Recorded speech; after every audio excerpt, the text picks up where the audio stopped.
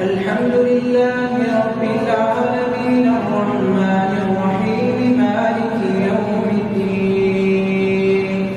إياك نعبد وإياك نستعين اهدنا الصراط المستقيم صراط الذين أنعمت عليهم غير المغضوب عليهم ولا الضالين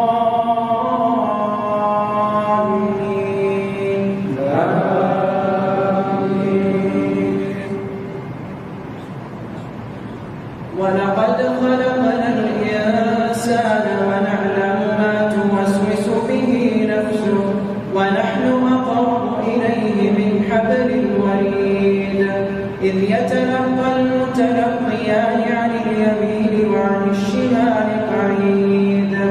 ما يلفظ من قول إلا لديه رقيب عتيد وجاءت سكرة الموت بالحق ذلك ما كنت منه تحيد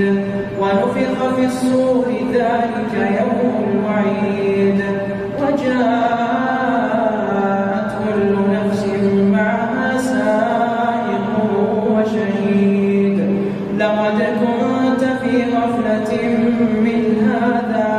فكشفنا عنك غطاءك فبصرك اليوم حديد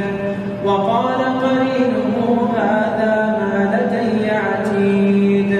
ألقيا في جهنم كل كفار عنيد مناع للخير معتد مريب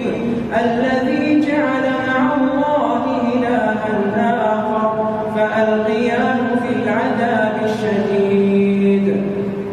قال قرينه ربنا ما أطغيته ولكن كان في ضلال بعيد قال لا تختصموا لدي وقد قدمت إليكم بالوعيد ما يبدل القول لدي وما أنا بظلام للعبيد